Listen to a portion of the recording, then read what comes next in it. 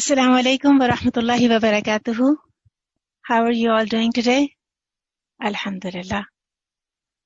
Nahmaduhu wa nusalli ala rasulihil kareem amma ba'd. Fa'a'udhu billahi minash shaitanir rajim. Bismillahir rahmanir rahim. Rabbi shrah li sadri wa yassir li amri wahlul 'uqdatam min lisani yafqahu qawli. Rabbana zidna ilma, Rabbana zidna ilma, Rabbana zidna ilma. Allahumma faqihna fid din. اللهم إنا نسألك علما نافعا وعملا متقبلا ورزقا طيبا اللهم انفعنا بما علمتنا وعلمنا ما ينفعنا وزدنا علما اللهم اهد قلبي وسدد لساني واستر سخيمة قلبي آمين يا رب العالمين. Inshallah, today we are going to study an ayah from Juz 5, and the selection of the ayah is Surah Nisa, ayah number 69. So inshallah, let's begin by listening to the recitation first.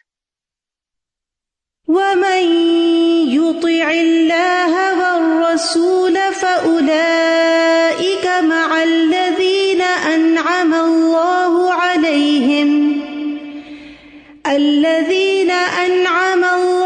عَلَيْهِمْ مِنَ النَّبِيِّينَ وَالصِّدِّيقِينَ وَالشُّهَدَاءِ وَالصَّالِحِينَ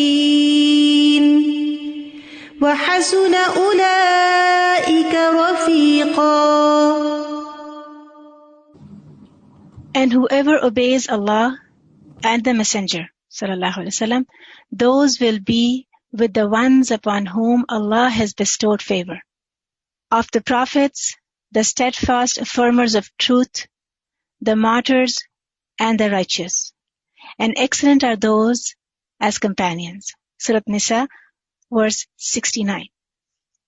A beautiful ayah, a lot to learn from, and amazing, glad tidings for the believers.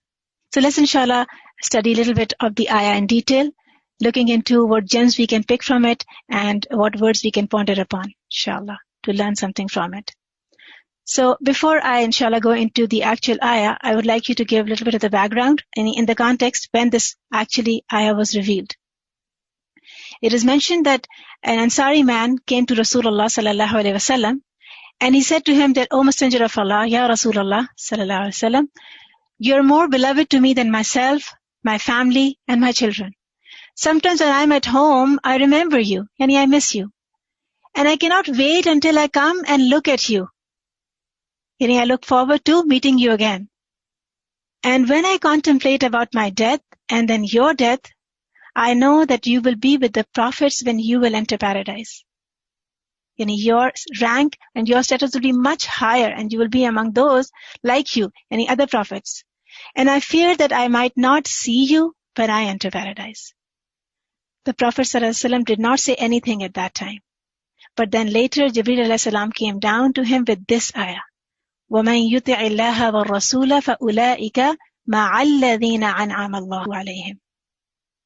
Whoever obeys Allah and the Messenger, those will be with the ones upon whom Allah has bestowed favor, and they are from مِنَ النَّبِيِّينَ, from the prophets, وَالصِّدِّيقِينَ, and the steadfast affirmers of truth, وَالشُّهَدَاء, the martyrs, وَالصَّالِحِينَ, and the righteous one. And then the ayah completes, وَحَسُنَ أُولَئِكَ رَفِيقًا, and excellent are those as companions. So Rasulullah sent the good news to that Ansari man. So looking at the ayah itself, Allah SWT starts off with amazing news, a glad tiding and a great news. And the word is used, وَمَن. That means it includes everyone and anyone. Those who were present at that time, then when this ayah was revealed, and even now when we hear it, and even for the later generations who will come and read this good news. It will include all of them. وَمَن يُطِعِ اللَّهَ وَالرَّسُولِ. Anyone, may it be male or female, young or old. But the condition is يُطِعِ اللَّهَ وَالرَّسُولِ, that he obeys Allah and His Messenger. And according to his ability, his capacity, his situation, whoever obeys Allah subhanahu wa ta'ala and whoever obeys Rasulullah sallallahu alaihi wasallam, then these are the one who are going to be with those who are blessed by Allah subhanahu wa ta'ala. مَعَ الَّذِينَ أَنْعَمَ اللَّهُ. Here Allah subhanahu wa ta'ala is giving you and me an amazing good news that we can be with them whom we actually love and whom we actually follow. And before moving on to the next part of the ayah, I want you to stop here and think about the conditions that have been put on us. يُطِعِ اللَّهَ وَالرَّسُولِ, obeying Allah and obeying the Rasul. Yani, it actually gives us the understanding that obeying Allah subhanahu wa ta'ala is actually obeying the Rasul, and similarly, obeying the Rasul sallallahu alaihi wasallam is actually obeying Allah subhanahu wa ta'ala. So both ways, this needs to be understood and clarified, that these two things cannot be separated. So those who are obeying the Rasul are actually obeying Allah, and who are obeying Allah are surely obeying the Rasul sallallahu alaihi wasallam. Because Rasul and the messengers, they are sent by Allah subhanahu wa ta'ala to guide human beings. And they guide them how to actually obey Allah, right? So they are actually connecting us to Allah subhanahu wa ta'ala. Mainly the obedience of Allah, when we think of obedience of Allah, we think of Al-Quran. Then hold on to the book of Allah and follow it. When we think about obedience of Rasulullah sallallahu alaihi wasallam, we think about the sunnah of Rasulullah sallallahu alaihi wasallam. Yani all the commands and the actions that he did and how he did, we need to follow it. But here, the ita'a, the word inshallah, we will study it a little bit in detail in a bit. But before that, I just want you to have a short understanding, a small understanding of it. And that is that ita'a, or obedience, requires to be including two things for it to be complete. Number one, it should be done with a clear intention of following the commandment. May it be the commandment of Allah or commandment of Rasul sallallahu alaihi wasallam. Then outwardly it shows, my actions show that I am an obedient servant. And similarly, in the inside my heart, I should have that willingness to obey Allah subhanahu wa ta'ala and obey the Rasul of Allah sallallahu alaihi wasallam. Yani it requires that outwardly and inwardly, both factors to be included, and then it becomes the true obedience. Now the good news. With this kind of obedience, what does it lead me to? It leads me to a very special companionship. Ma'a. The word companion means a person with whom one spends a lot of time, or even the one whom one travels with. This is a dictionary meaning that I'm just giving you. A person with whom one spends a lot of time, or with whom one travels. He's called a companion. But Allah subhanahu wa ta'ala is giving us a very special companionship. The good news of a very special companionship. May Allah subhanahu wa ta'ala make us among them. It says that, the ayah says, فَأُولَٰئِكَ مَعَ الَّذِينَ أَنْعَمَ اللَّهُ عَلَيْهِمْ. They will be with those whom Allah has bestowed favor upon. That means they have been blessed by Allah. They have been favored by Allah. And this word, أَنْعَمَ اللَّهُ عَلَيْهِمْ, a very similar dua that we make in Surah Al-Fatiha, in every salah. We make dua to Allah subhanahu wa ta'ala to guide us to the path of those who have been favored. The same word, there an'amta has been used. Like we say, ihdina siratal mustaqim, siratal ladhina an'amta alayhim. Guide us to the straight path, and specifically the path of those upon whom you have bestowed your favor, that you have blessed them, that you have favored them. That means these are the people that Allah subhanahu wa ta'ala is pleased with. And Allah subhanahu wa ta'ala is guaranteeing that we can be among them if we follow Allah and if we follow Rasul sallallahu alaihi wasallam. But who are these people that we can get the companionship of? Then the ayah continues, minan nabiyyin. They are the ones from the messengers, the prophets, and siddiqeen, and shuhada, and salihin. And inshallah we will study in detail all of these words and all of these people who are included in them. And we try to fit ourselves somewhere in it. But the important thing here to note is that may it be Nabi or Siddiq or Shuhada or Salihin, they are all obedient to Allah. And they are all obedient to the Rasul of Allah. And that is why whoever follows them, whoever likes to be with them, inshallah, even in Akhirah, Allah subhanahu wa ta'ala will give them that amazing companionship of them. And that is why Allah subhanahu wa ta'ala is ending the ayah with the words, وَحَسُنَ أُولَٰئِكَ رَفِيقًا. And what an excellent companionship is this. How excellent are those as companions to be taken. Because excellent companions are those who are kind to you, who somehow benefit you, that you want to be with them. Because in Jannah, when we will enter into Jannah, definitely according to our actions, we will be at different levels. And whatever level we will be given, and whatever the in'am and the gift that we will receive, inshallah, and the rewards we will receive, inshallah, we will all be satisfied with that. We'll all be happy with that. There is no grief in Jannah. There is no sadness in Jannah. There's complete satisfaction in whatever we will get. But then definitely we will miss some people who are much better than us, so they will be in higher ranks. So Allah subhanahu wa ta'ala is literally giving us a good news that you will be allowed to go and visit them and enjoy their company. These amazing people whom you like or whom you like to be with, you will be given their company in Jannah. And this is the gift of Allah. This is the gift of Allah. Why? Because the very next ayah says that ذَلِكَ الْفَضْلُ مِنَ اللَّهِ. This is the bounty of Allah. And in Tafsir al-Sa'di, he explains that those who will be among them, yani who will get the company of Nabiyyin and Siddiqeen and Shuhada and Salihin, they are the ones who were guided by Allah subhanahu wa ta'ala. Allah subhanahu wa ta'ala helped them to attain that station of obedience or station of following them. And then Allah subhanahu wa ta'ala is granting them a much better and a far greater reward, though their deeds can never be deserving of that. But this is truly the gift of Allah. And when upon receiving this gift, they will be rejoicing with joy and happiness. Because they will get to enjoy being with them as long as they wish to. Because they know they had worked hard to earn this position. This ita'a of Allah and ita'a of Rasul is not an easy job.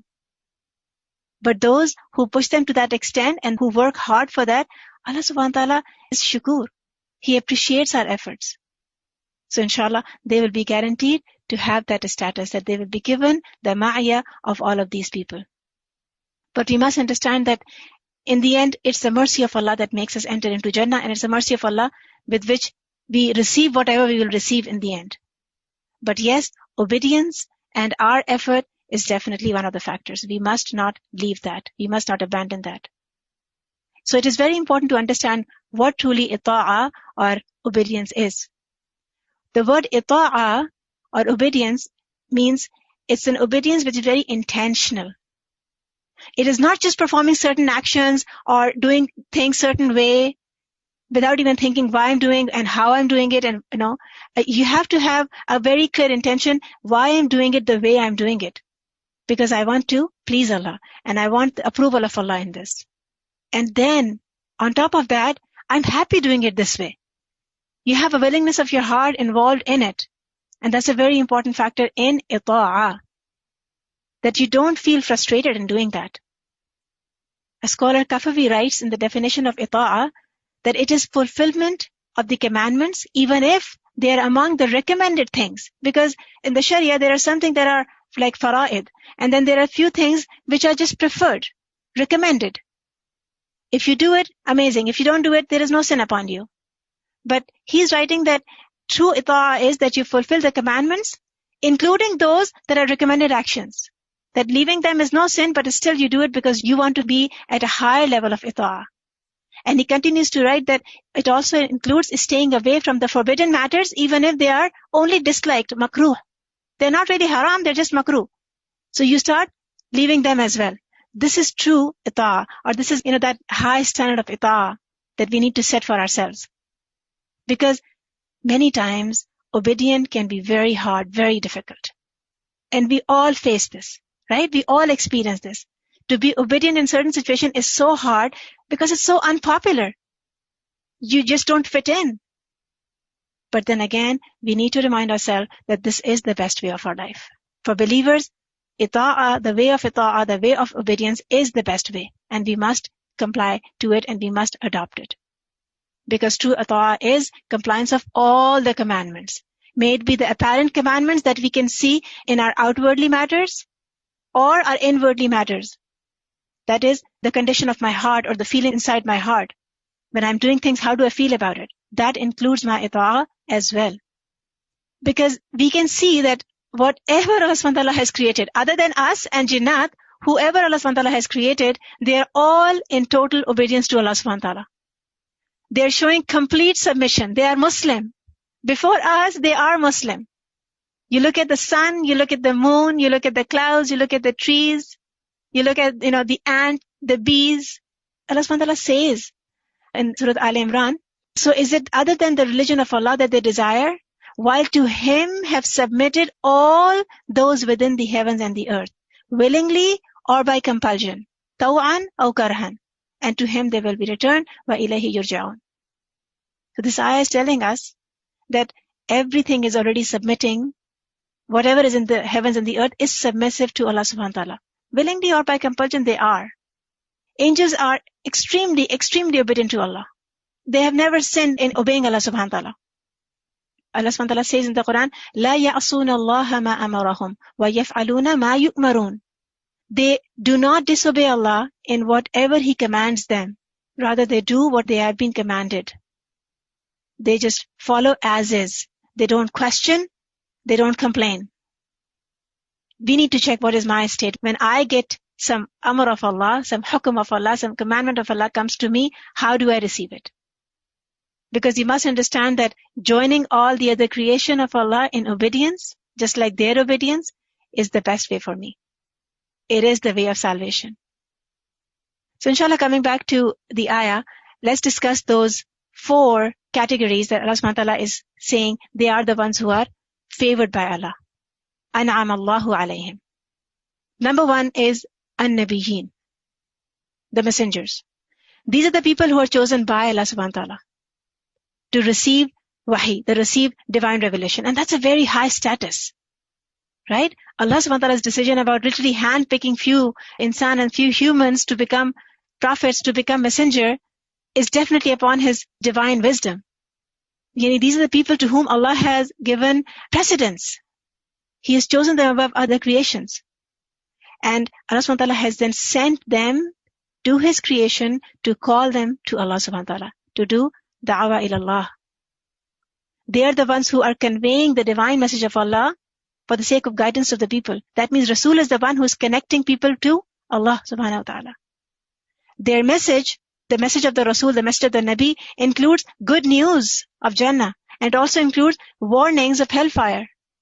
And they don't just convey the message, they actually guide people and they actually guide nations because they act upon those commands.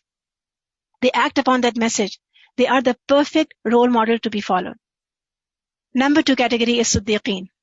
And they are the ones who have reached a very high level of belief, in a very high station in their iman. By believing in the messengers right away, by believing in the message of Allah subhanahu wa ta'ala instantly. The moment they received it, they accepted it without doubting it for a fraction of a second. Like Abu Bakr radiallahu anh. We know that he was a Siddiq. He was known to be a Siddiq. The way he accepted whatever was coming from Rasulullah sallallahu alaihi wasallam. And it was not just because he was a very close friend to Rasulullah sallallahu alaihi wasallam. It was because of that sidq inside him and his quality of affirming to the truth and always accepting the truth. Yet these are the people who speak truth, they seek for truth, they love truth, and whenever it comes to them, they really accept it. They're not messengers, but they love the messenger. They love Allah subhanahu wa ta'ala. And we need to check ourselves, when truth comes to me, how do I feel about it? And then the next is shuhada. Shuhada is commonly translated as martyrs, those who give their lives in the way of Allah. But what is that they gave their life for, yani what is truly giving their life in the way of Allah, is again connecting them back to the truth. And that is one of the other meaning of shaheed, the one who affirms the truth and becomes a witness upon truth. He becomes a witness upon truth. And he does not just stop here. He actually fight in the confirmation of that truth to the extent that he gives his life. And these are the ones who are called shuhada. They fought in the cause of Allah subhanahu wa ta'ala so that the word of Allah would become supreme in this dunya. And then the last category, as-salihin, the righteous ones. These are righteous from outwardly. When you see them, they look that, yes, these are the people who remind me of Allah. Because their actions, the way they talk, the way they deal, their akhlaq, their mannerism, even if they're quiet and not saying anything, still we get to learn a lot from them. And that inwardly as well, their heart is clean. Their tongue is clean. Their thoughts are clean. They have really worked upon themselves to achieve that station of righteousness. Their hidden matters and their apparent matters, both are virtuous. Because they are the ones, number one, they fulfill the right of Allah, the haqq of Allah. And number two, they also fulfill the rights of people, huquq al-ibad. They are not martyrs, shuhada, they are not siddiqeen, they are not from the nabiyyin. But still, Allah SWT has given them a very high status that He is including them with all of these three, the first three that we just read. And think about it, how excellent it will be to be with such people. We will enjoy their company. But where can we lie? Yes, we can't be messengers. We can't be the kind of Siddiq that Abu Bakr was and Aisha Siddiqa was. May Allah SWT choose us to be among the martyrs.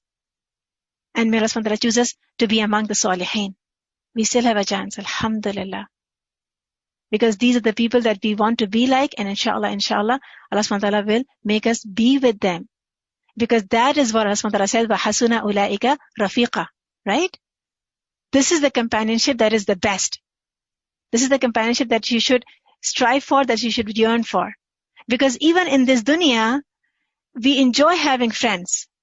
We have lots of people whom we call friends. And we start to miss them. For example, in these days of Corona, when we're not able to see each other, meet each other, we are missing each other. That companionship that we have enjoyed before the past year, we are missing that because of the kind of love that we share. But then much better than that is the companionship that will be given to us in Akhirah. And yesterday we learned that those who make their friendships and those who choose their company among the muttaqeen, they will be inshallah together in Jannah too. Allah will continue to keep them together. So let's try to look at the word Rafiqa. Who is Rafiq? Because this is the word has been used for companion. Rafiq is from the word rifq. And rifq means to be kind, to be very caring. Something that has softness and gentleness in it. And the person who is like this, a true friend, a Rafiq, a close friend, is very comforting to be with. He's the one, you always find some benefit in his company. He is so friendly and kind and soft in his demeanor that you always benefit from him. May you be traveling with him or may you be with him for a longer period of time. Doesn't matter you are only for a little while with him or a longer while with him, you always find comfort in his company. Mirfaqa is a small cushion that you just lean on and find comfort with and make yourself comfortable in any position.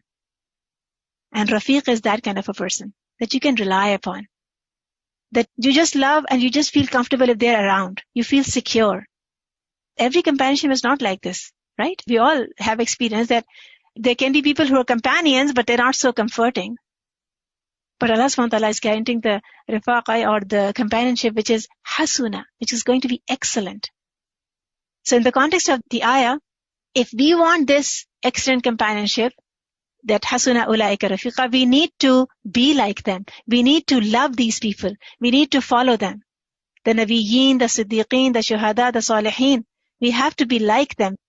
Alhamdulillah, in these days, we are liking and following and doing all of those things on our social media. But that's exactly what it is. Whom do I like? Whom do I follow?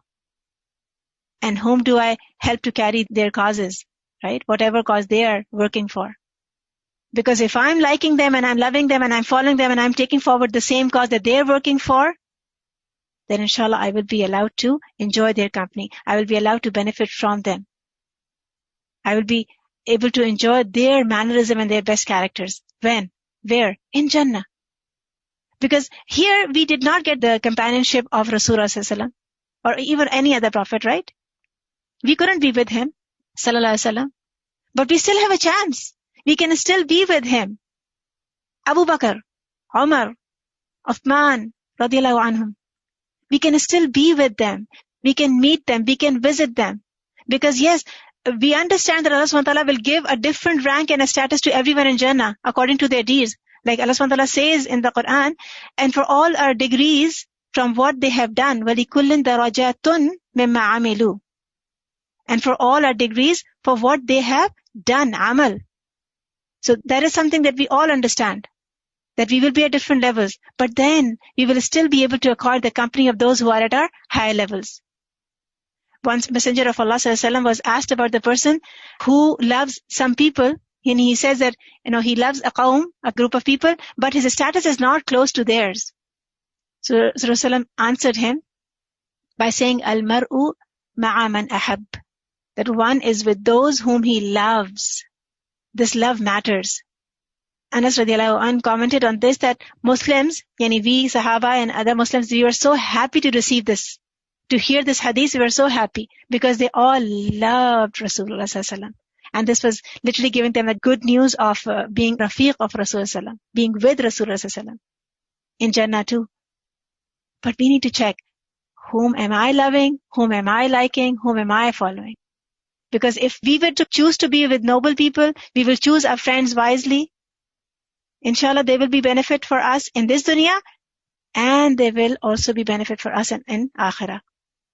There's another narration in which Anas radiallahu anh, he says that I love the Messenger of Allah, and I love Abu Bakr and Umar, and I hope that Allah will resurrect me with them, even though I did not perform actions similar to theirs.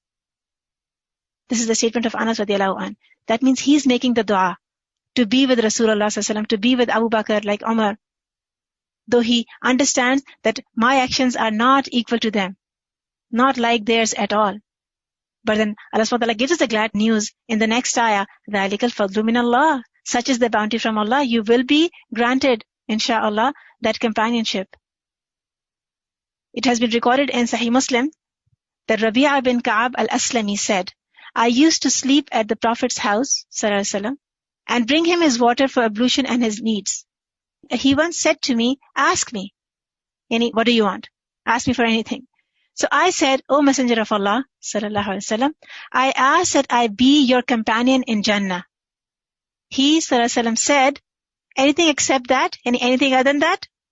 You can ask for anything. And he said, only that. Only that. Upon this, Rasulullah sallallahu alaihi wasallam said, then help me, and he fulfilled this wish, help me by performing more sujood. Increase in your prostrations. Be like Rasulullah sallallahu alaihi wasallam if you want to be with him in Jannah. Once Imam Malik was asked about an action that can be means of entering into Jannah, so he answered, love the Salihin. Maybe if Allah subhanahu wa ta'ala finds your name among those who were beloved to them, He may forgive you and make you enter Jannah. Subhanallah. So here the point is that the company of the righteous and the Rafiq people, might bless us with the tawfiq of such actions which are like their actions.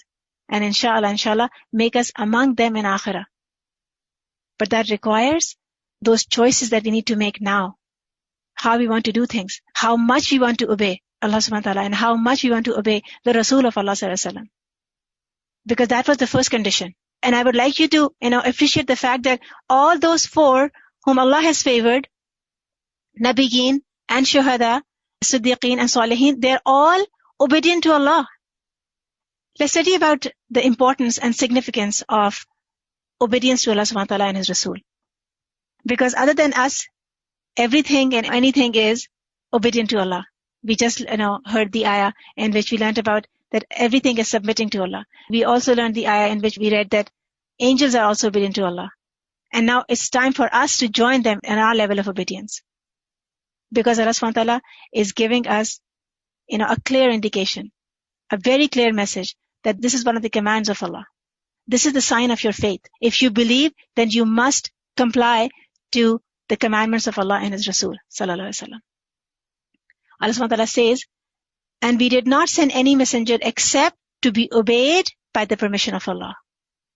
The purpose of sending the Rasul is that you be able to obey him, so you will obey Allah subhanahu wa ta'ala. And on the similar note, when we follow the Rasul sallallahu alaihi wasallam and we love him, then this is like a sign of my faith. This is the show of my faith that I am a Muslim. And this action is mandatory. If it is the requirement of my faith, then it is mandatory for me to follow the Prophet and follow Allah to the best of my ability. Because inshallah, this is what we are all aiming for, to be with him. Allah subhanahu wa ta'ala says, وَأَطِيعُوا اللَّهَ وَرَسُولَهُ إِن كُنتُم مُؤْمِنِينَ. So fear Allah and amend that which is between you and obey Allah and His Messenger, if you should be believers. Similarly, in Surah An-Nur, Allah subhanahu wa ta'ala says, the only statement of true believers when they are called to Allah and His Messenger to judge between them is that they say, Sami'na wa ata'na. We hear it and we obey it. May it be any command. And this is especially in the matters of dispute. وَأُولَٰئِكَ هُمُ الْمُفْلِحُونَ, and those are the successful ones. That means our choices, our decisions, our judgments, they should all be under the commandment of Allah and under the commandment of Rasulullah sallallahu alaihi wasallam. Allah subhanahu wa ta'ala says in Surah Al-Ahzab, it is not for a believing man or a believing woman that when Allah and His Messenger have decided a matter, that they should thereafter have any choice about their affair. And whoever disobeys Allah and His Messenger has certainly strayed into clear error. What does this tell me and you? That once we say Aslamtu, we have given the freedom of our choice now. Because we choose Islam as the deen. And we chose Allah subhanahu wa ta'ala to be the Rabb. And we chose Rasulullah sallallahu alaihi wasallam to be the messenger. Now my choices are going to be exactly in conformity with their choices, their judgments, and their decisions. Because this is what the call of my belief is. And if otherwise, whoever disobeys Allah and His Messenger, then he has certainly strayed into clear error. فَقَدْ ضَلَّ ضَلَالًا مُبِينًا. That means following Allah and following the Rasul provides me the security and the safety from getting misguided. Rasulullah said that I leave behind me two things. One, the Quran, and number two, the Sunnah, the Hadith of Rasulullah. And if you follow these, you will never go astray. You will always stay upon guidance if you hold on to these two things, Quran and Sunnah. Allah subhanahu wa ta'ala says in the Quran, in Surah Al-A'raf, وَاتَّبِعُوهُ لَعَلَّكُمْ تَهْتَدُونَ, and follow him that you may be guided. And you follow the Rasul so you may be guided. If we want to stay upon guidance, if we want all our decisions to be upon the truth, upon the approval of Allah subhanahu wa ta'ala, this is what we need to do.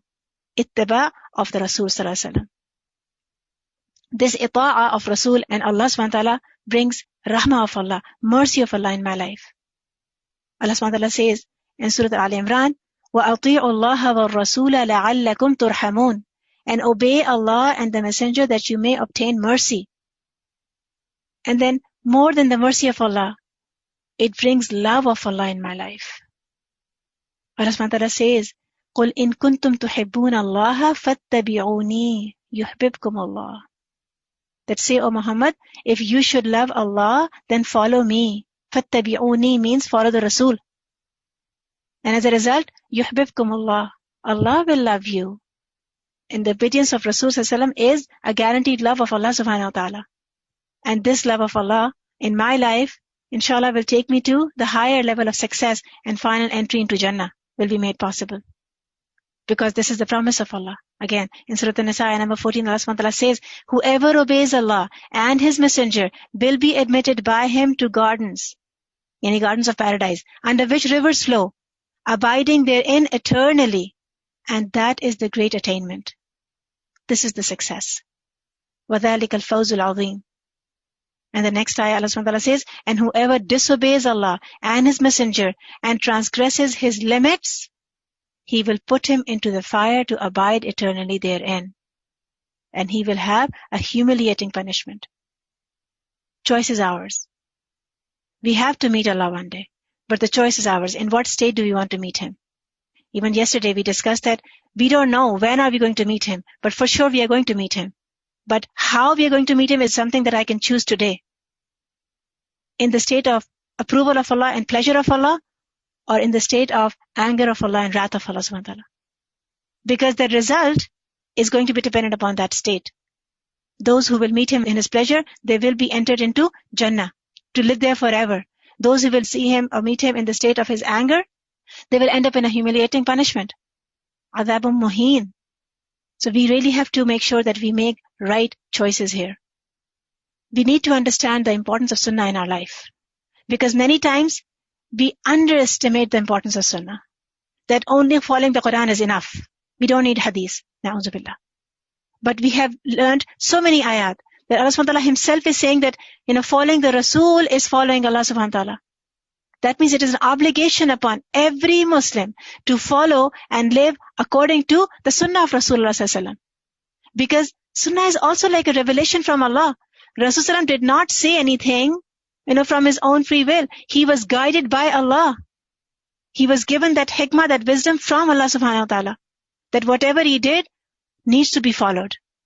Yani the authority of Sunnah is similar to the authority of the Quran. We cannot separate these two things, because this is the fitna of our times and even before us, from many, many years.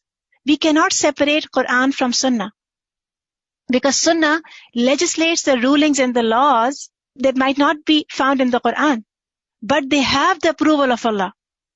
Allah subhanahu wa ta'ala says that he who obeys the messenger has obeyed Allah. Man yuti'ir rasula faqad ata' Allah. Faqad means indeed this is true form of obedience of Allah. And then whoever turns away, we have not sent you over them as guardian. Then this is not a responsibility of Rasul. That means Sunnah is equally important to be followed, as equal to Quran. Rasulullah sallallahu alaihi wasallam said, verily I have been given the book, meaning the Quran, and something similar to it. That means the Sunnah. And we have to hold on to both of them. Like the commandment of praying, aqama salah, has been given so many times in the Quran. But when it comes to the iqama of salah, prayers, how do I do it? The way to pray comes from the Sunnah. Can I separate these two? Can I actually complete, or can I actually act upon the commandment of Allah subhanahu wa ta'ala when He says, وَأَقِيمُوا الصَّلَاةَ? How can I do aqim as-salah when I don't even know what to do? The Sunnah comes here, and it guides me to those actions, which will actually allow me to comply to the commandment of Allah subhanahu wa ta'ala. Like Rasulullah said, صَلُّوا كَمَا رَأَيْتُمُونِي أُصَلِّي. Pray as you have seen me praying. Because all of those actions of salah and all of those things that we say in salah, all the wajibat of salah, they are not discussed in the Quran, or they are not been enumerated in the Quran. They come from the Sunnah of Rasulullah. We learn it from the hadith of Rasulullah. Yes, we need to follow the authentic hadith. And alhamdulillah, the ulama have done an amazing job for us to give us those categories. May Allah bless them, may Allah reward them. That Allah subhanahu wa ta'ala has kept that authentic knowledge alive for us to act upon and to access. Rasulullah said that whoever turns away from my sunnah is not from me. This is a big statement. Just rejecting a sunnah or taking it lightly, Rasulullah saying he's not from me. Just like he's disowning you from Muslim Ummah. That's a big issue. And here it is important to understand. I want you to understand that when it comes to the commandments of Sharia, like acts of worship and other legislative issues, yes, we must follow Rasulullah sallallahu alaihi wasallam. His actions are a guide for us. We are not allowed to innovate something here in this matter. Because innovation or bid'ah in something that is not in conformity to the sunnah of Rasulullah sallallahu alaihi wasallam, it makes us sinful. Such actions are not going to be acceptable because they are away from the sunnah. They are not in compliance to the mannerism or the ways of Rasulullah sallallahu alaihi wasallam. So they will not be accepted. And not just a matter of acceptance, they can be the means of severe punishment for us in akhirah. Na'udhu billah. But on the other hand, there are some things that are still part of sunnah, like the acts and the habits of Rasulullah. Nothing to do with sharia, nothing to do with the ahkam, nothing to do with the commandments. But this is something that he liked to do. This is something that he would do as a habit or out of his own likeness. It is not obligatory upon us to follow those as is. But definitely if we do it, to show our love for Rasulullah, then it is going to be means of earning reward for us. Like some Sahaba, if they would see Rasulullah on a hot summer day that he has opened buttons of his shirt, they will also open it. This is nothing from the Sharia. It is not the hukum that opened the buttons. But as he did, they wanted to be like him. And we all understand this concept.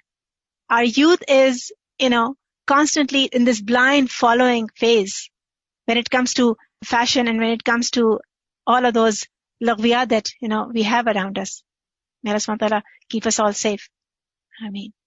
But this is what their love was. This is how their love was for Rasulullah sallallahu alaihi wasallam. Similarly, Rasulullah used to love eating squash. In Urdu we call it kaddu. I hope I'm giving the right word for it. A gourd. So Anas radhiyallahu anhu says that once I accompanied Rasulullah to a dinner. Somebody had called him for dinner to have meal with me. So Anas radhiyallahu anhu went with him.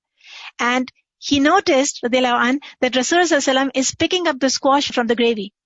So he realized that this is something that he likes, sallallahu alaihi wasallam. So he said that I started picking it up and moving them in front of him. And then he said that I also started loving eating squash, and anything that was cooked for me, I tried to have squash in it for me, out of the love of Rasulullah sallallahu alaihi wasallam. Because love of Rasulullah sallallahu alaihi wasallam is the criteria of my iman. Rasulullah said that none of you can become a true believer until I become more beloved to him than his parents, than his children, and all the other people. This is such a big statement. We need to question ourselves, is my iman complete? Can I fall into the category of true believer, a complete believer? Because we can all gauge the scale of love that we have for our parents, for our children, for our other beloved ones, and the scale on which Rasulullah's love comes in my heart. We can all wait, and we know where we stand. If we need to work on that, this is the time to work on it. Without delay. Without any delay. Because otherwise, we are jeopardizing our own akhirah.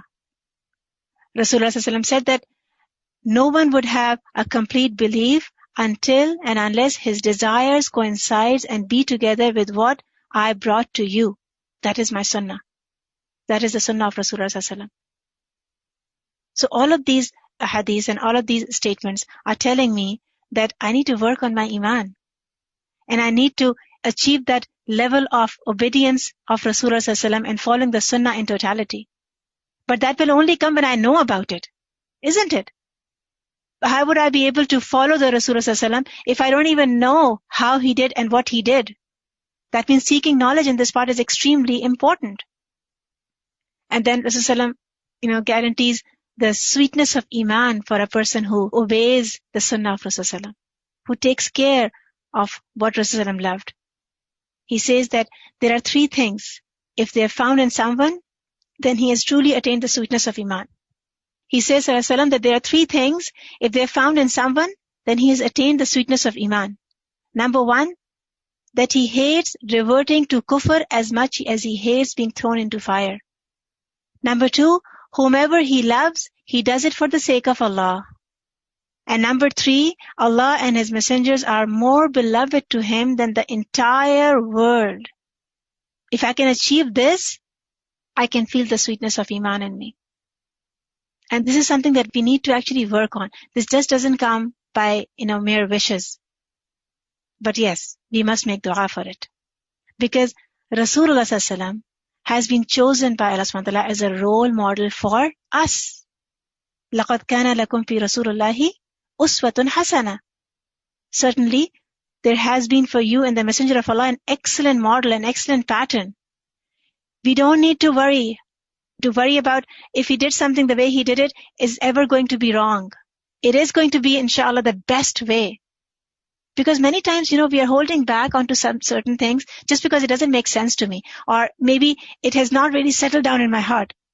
But a better way would be that if it comes from Allah and if it comes from the Rasul of Allah, start following it. Right? In whatever capacity you can, start obeying those commandments. Start adopting those ways. And inshallah, Allah subhanahu wa ta'ala will give us the Shari Sadr, and then we will have that willingness and that satisfaction of our heart in that action as well. Because we have this belief that Rasulullah is an excellent model for us. So inshallah, this is all good. This is all khair for me to follow the sunnah. Following the sunnah is following the Quran itself. Following the Rasul is following Allah subhanahu wa ta'ala himself. So inshallah, I will end up with the dua of today, which is about increase in iman. The dua for increase in the sweetness of iman. Rasulullah has taught us these words. Allahumma habib ilayna al-imana wa zayyinhu fi qulubina wa karrih ilayna al-kufra wal-fusuqa wal-asyan waj'alna min ar-rashidin. O Allah, make us love belief and adorn our hearts with it. When we say belief, we need to understand how belief is completed.